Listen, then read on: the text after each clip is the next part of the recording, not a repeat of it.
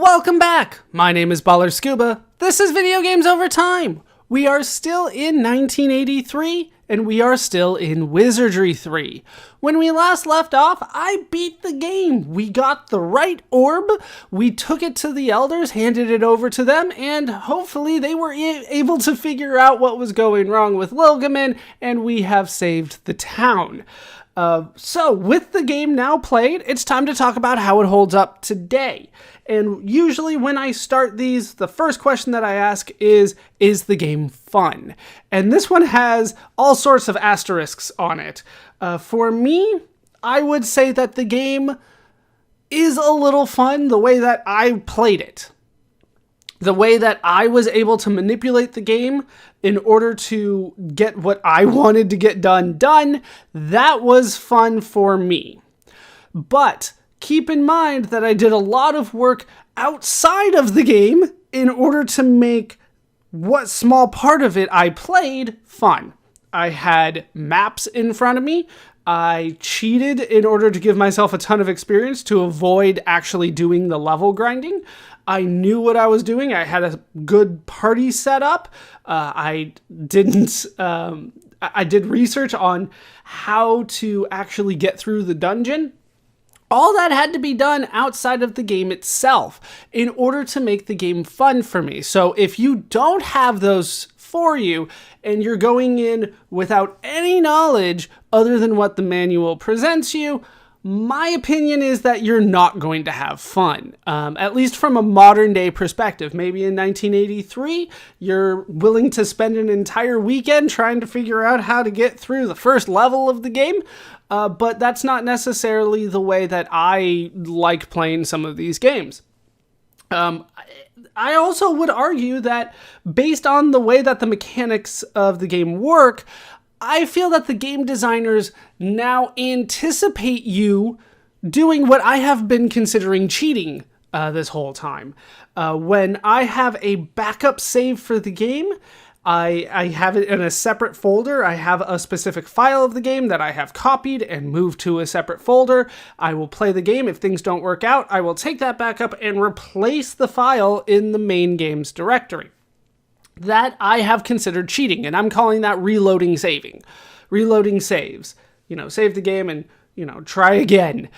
I think that in this game, the game designers actually knew that you were doing this and anticipated you doing this to the point that they made it part of the game's mechanics. That's not something that I say necessarily lightly, but keep in mind that at level 1, when your characters start and you have that 8 HP and access to almost no spells, it is so easy for you to get into a fight and have the enemies completely destroy your entire party. Now, the way that this game works, you can't really bring a new party in unless you had them in the previous game. The most that you can bring in is, I believe, 18 party members. That's enough for 3 full parties. But I was having an experience where I was losing more often than 67% of the time, which means that on average, all 3 parties would get into a fight and die. And I would have all 18 of my party members dead, and I didn't win a single fight. And I'm completely out of money. That's the way that this game is kind of designed difficulty-wise. So I would argue that the game's designers anticipated me having backup saves and reloading constantly to try to make these fights work. There are lots of recommendations for this game that I was able to find online, and almost every single one of them have something that they call the reset spell. That's kind of the way that they phrase it, is that if you're in a fight and things aren't going your way, you turn off the power to your computer, and that's how you can reset the game and try again. And that's how they anticipated you being able to even start this game. And I would argue that is not good gameplay design, that you need to do something outside of the game, something that feels like cheating just to get started. It's not like we're talking about you need to do that because that final boss is so difficult that this is the mechanic you need to use. We're talking about this just to win your first fight. That's not the way that I would design a game, and that's definitely how this game feels like it was designed to me. That's just to get started. I have not talked about the cheating that I actually did, which even by the standards of what I think the game designers anticipated is still considered cheating, and that's that I gave my characters a ton of experience so that I didn't have to do the level grinding. The level grinding in this game is so much more than the level grinding that I had to do in either of the first two games. Keep in mind that the second game, we were allowed to bring our characters forward, and there really wasn't that much level grinding we had to do. If you could beat the first game, maybe with 1 or 2 more levels, you could beat the second game. In this third game, you started from the beginning again. And not only were the enemies so much more difficult than the first two games, at least, level by level, the floor 1 enemies were so much difficult in this game than the floor 1 enemies in the first game. Not only that, they gave so much less experience, to the point that in 2 hours, I was able to get about 10,000 experience, even with a party that was not really being challenged by the floor 1 enemies. That was, to me, not enough experience, because I was needing hundreds of thousands of experience by this point in order to get to where I needed to get. Now, granted, I was doing this the safe way. I was only fighting the floor 1 enemies. And the reason for that is that starting at floor number 2, and for every floor above that, there are enemies that can drain your level on a basic attack, which means that the roll of the dice happens, maybe those monsters surprise you. Roll of the dice happens again, one of those enemies drains a level before you get a chance to do anything in the fight. It's not a matter of skill, it's a matter of random chance. Whether you're going to have to lose a level on one of your on one of your party members and spend another dozen hours trying to get that level back because the roll of the dice went against you. And once again, that's kind of anticipating you reloading the game if things don't go your way. And that's the way that this game, I feel, is designed.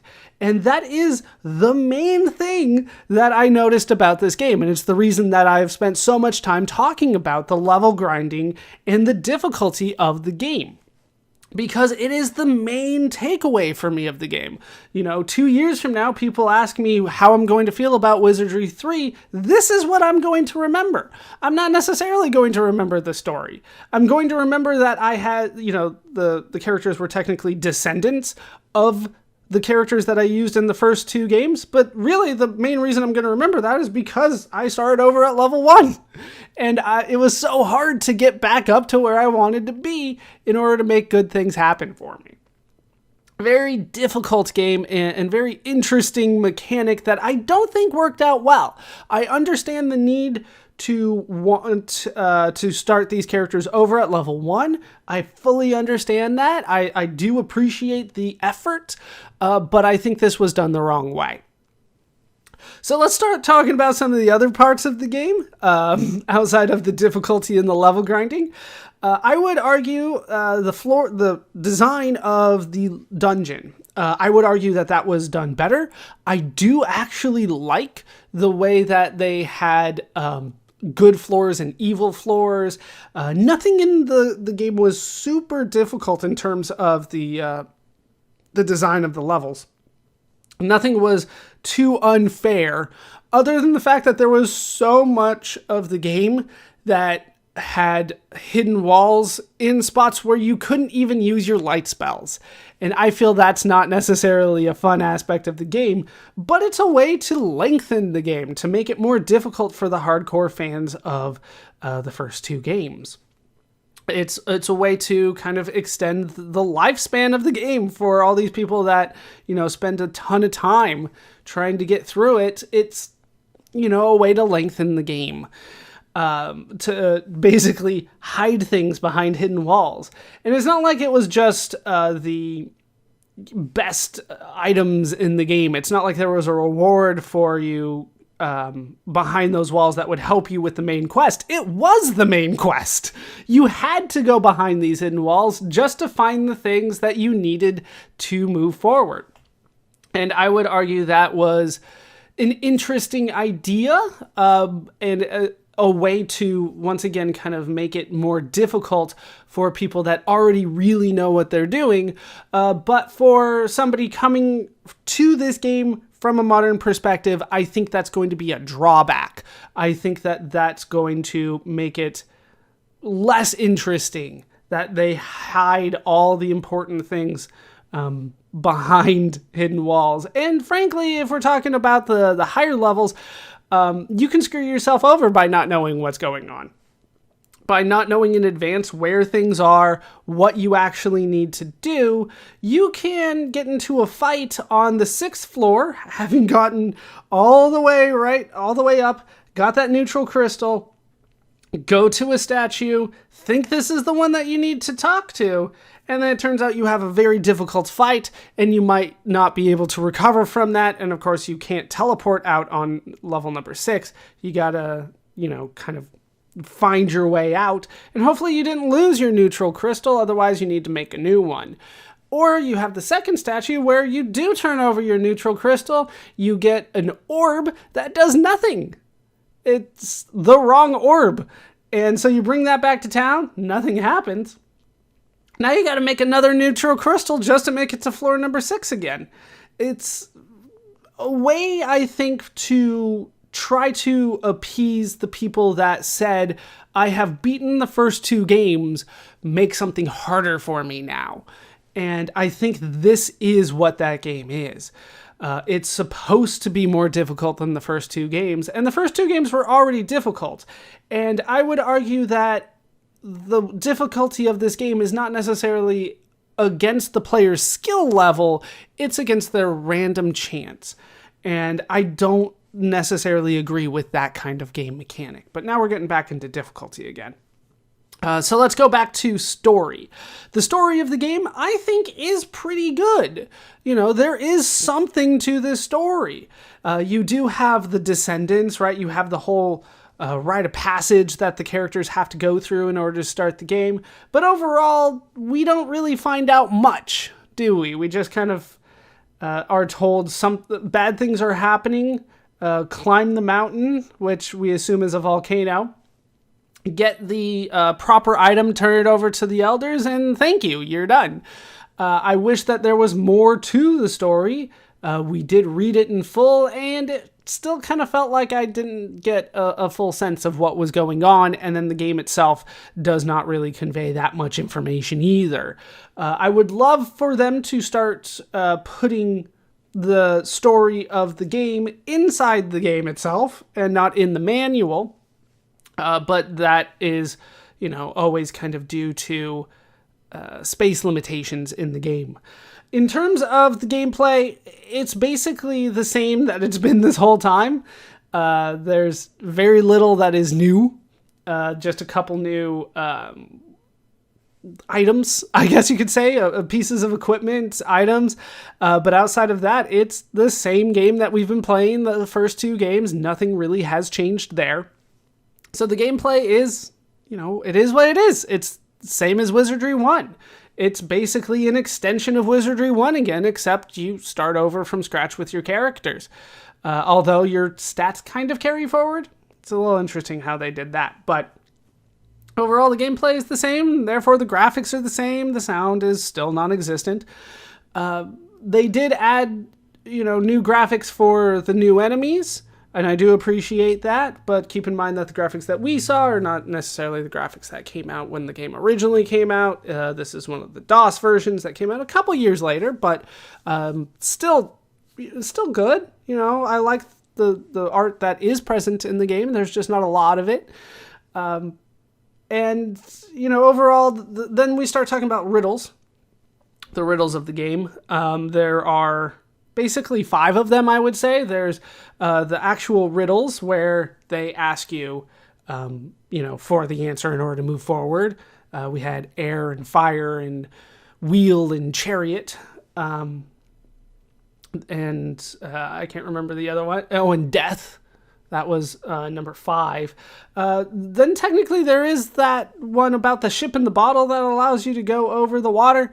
There are some interesting things going on. A lot of people really seem to like those riddles. I'm not a huge fan of them because I feel that they are not integrated into the game itself. They're just kind of riddles that kind of stand by themselves and don't really play part of the game other than you need to answer the riddle in order to make it forward. So that is not necessarily a stronger aspect for me. But then overall, I do definitely miss some aspects of the game that I really did want to anticipate. I wanted to beat Lick Breath, right? That I didn't want to just show him a crystal and then walk by him. I wanted to fight him and beat him. I want a boss at the end. I want a big, strong enemy to defeat and go, hooray, now that that person is gone, now that that enemy is gone, we have saved the kingdom. And that's not how this game works. You sneak by him and you get an orb. And the orb is what tells the elders what's going on, and then they can figure out how to save the town after that. So, overall, would I recommend this game?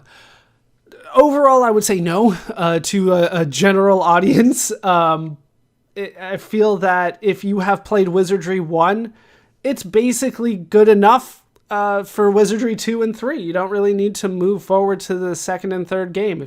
And in order to play this game, you have to have played the first Wizardry game. But from a modern perspective, if you played the first one, you've basically played the second and third one. There's just minimal story that you are missing. Small mechanics here and there, but nothing major. And you basically had to play Wizardry 1 to play this one. So overall, I would say no. If you are a huge fan of dungeon crawlers, you like mapping out levels as you go along, you like having a very difficult game that you have to reset constantly in order to make progress, then this game does have something for you. But that is not me, and I don't know too many people that are in that group anymore, but I'm sure there are people out there that do get a lot of enjoyment out of this, and if you do get enjoyment out of those things that I talked about, then this game is for you, but you probably didn't need me to tell you that at this point. You probably already knew. But I think that the artificial lengthening of the game through the difficult level grinding, through the hidden wall mechanics, through the riddles, all that kind of stuff did not age well. And those are the main aspects of the game. So overall, I would say that the game did not age well. And that's my modern take on the game. When the game was released, it proved to be popular among the critics. Many critics saw the game as the best entry in the Wizardry franchise. In particular, the story and the riddles of the game were praised. However, the fact that the game played the same as the first 2 games was seen as a drawback. While the Wizardry franchise continued to be relatively successful with the release of Wizardry 3, the sales of Wizardry 3 could not match the sales of the original Wizardry. With those that had the game, though, the game proved to be popular. Wizardry 3 would see ports, remakes, and re-releases. Wizardry 3 would also not be the final game in the Wizardry franchise. We will return to the Wizardry franchise in the future. Surtech Software would continue to work in the video game industry. We will hear from Surtech Software again. We will hear from Andrew C. Greenberg and Robert Woodhead again in the future as well. That will do it for the story of Wizardry 3 for now. My name is Baller Scuba. This has been Video Games Over Time. Thank you so much for watching, and I hope to see you in our next video when we get the gems.